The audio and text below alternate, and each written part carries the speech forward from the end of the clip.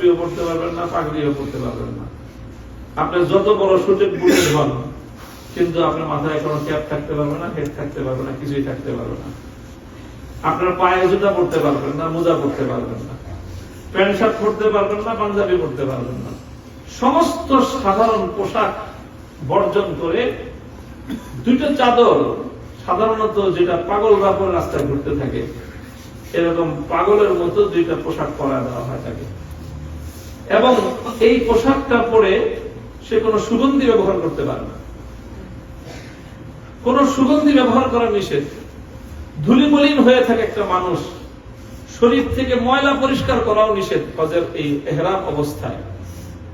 কোন রকম সুগন্ধি যুক্ত কোনো কিছু ব্যবহার করা নিষেধ, শরীরের ময়লা পরিষ্কার করা নিষেধ, নখগুলি বড় বড় হয়ে থাকে এই নখ কাটা নিষেধ, মোজগুলি বড় বড় হয়ে থাকে সেটাও পরিষ্কার করা নিষেধ, শরীরের চুল পশম যা কিছু আছে সব এবড়ো থেবড়ো উস্কো খুস্কো হয়ে থাকে, এভাবেই থাকবে, এর কোনটার মধ্যে হাত দেওয়া নিষেধ। কেন? এর মাধ্যমে আল্লাহ পাক রব্বুল আলামিন বান্দাকে একটা পরিপূর্ণ বদ্ধ উম্মাদ এবং পাগলের রূপ দিতে চান। এই পাগল আর এই উম্মাদ না, এটা দুনিয়ার কাউকে হাসিল করার জন্য না, দুনিয়ার কাউকে অর্জন করার জন্য নয়, বরং এটা হলো প্রকৃত অর্থে আল্লাহ পাক রব্বুল আলামিনের ভালোবাসা এবং প্রেমের দিওয়ানা এবং পাগল হওয়ার একটা রিহার্সেল। এসে কি করি আমরা বলেন?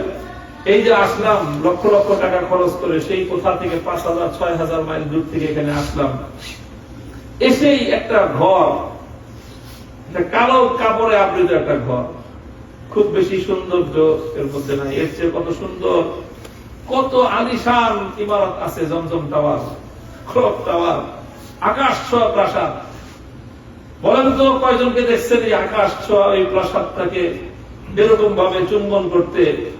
ওই বাইতুল্লাহ শরীফ নামক কালো কালো কালো কাপড়ে জড়ানো ওই ঘরটাকে মানুষ যেরকম ভাবে আলিঙ্গন করে চুমু খায়, কোনদিন কাউকে দেখছেন দারুত তাওহীদ অথবা ক্লক টাওয়ারে চুমু খেতে? বলেন কত হাজার কত লক্ষ কোটি ক্লক টাওয়ার মিলে একটা বাইতুল্লাহ দাম সমান হয়? বলেন। এই বাইতুল্লাহ চতুর্পাশ দিয়ে মানুষ ঘুরতেছে ঘুরতেছে, চক্কর খেতেছে। কেন? কারণ এটা আল্লাহর ঘর, এটা আমার মাহবুবের ঘর, এটা আমার সেই প্রেমাস্পদের ঘর।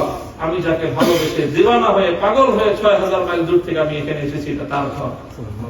এই জন্য এই ঘরের চারপাশ দিয়ে চক্কর খেতেছে। আবার খবর পাচ্ছে যে না, এখানে না, ওই পাহাড়ে, সাফা পাহাড়ে অথবা মারওয়া পাহাড়ে গেলে আল্লাহ সন্ধান পাওয়া যাবে। পাগলের মতো পাহাড় থেকে পাহাড়ে ছুটতেছে মানুষ। সেখান থেকে 8 তারিখে ঘোষণা আসবে যে না, এখানে না, তুমি যদি তোমার মালিককে পাইতে চাও তাহলে ওই মিনার পাহাড়ের এলাকায় চলে যেতে হবে।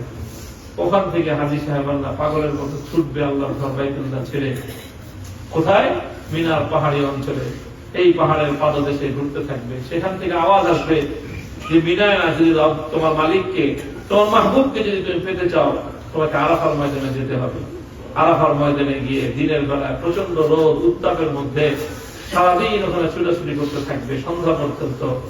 সন্ধ্যার সময় আওয়াজ আসবে, মালিক এখানে নাই, তোমার মাহবুব এখানে নাই, মুজদালিফায় গিয়ে দেখতে পারো।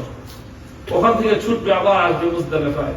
মুজদালিফায় এসে রাতের বেলা অবস্থান করবে, সকাল বেলায় সন্ধান পাবে, বলা হবে যে না, মুজদালিফায় না, তুমি যাকে খুঁজতেছো সে সামনের দিকে আছে। মানুষ ছুটতে থাকবে সামনের দিকে। মিনার কাছাকাছি যখন আসবে, শয়তান এসে তাকে ধোঁকা দিবে যে তুমি কার প্রেমে তুমি ছুটতেছো। তখন সে পাগল যেরকম যদি তাকে বলা হয় যে তুমি কার পিছনে ছুটতেছো, পাগল তখন পাথর নিয়ে ওকে ছুটতে যায় যে তুই আমাকে আমার প্রেমাস্পদের থেকে, আমার ভালোবাসার পাত্রের মহব্বত থেকে তুমি আমাকে বাধা দিতে চাও। সে গিয়ে শয়তানকে পাথর মারতে থাকে। যে মানুষকে আল্লাহর ভালোবাসা এবং প্রেমের পথে প্রতিবন্ধকতা তৈরি করে, তাকে পাথর নিক্ষেপ করতে থাকে। ওখান থেকে আওয়াজ আসে, এবার তুমি যাও কোথায়?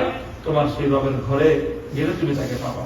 আবার সেখানে যায়, সেখানে গিয়ে আবার তাওয়াফ করে, তাওয়াফে জিয়ারত করে, আবার তারপরে সেখান থেকে আবার সাফা মারওয়ায় যায়। এইভাবে হজের পূর্ণ আমলটা শুরু থেকে শেষ পর্যন্ত পূর্ণটা যদি লক্ষ্য করা হয়, তাহলে দেখা যায় যে এটা আল্লাহ পাক রব্বুল আলামিনের মহব্বত এবং ভালোবাসার চূড়ান্ত প্রদর্শনীর নামই হলো হজ।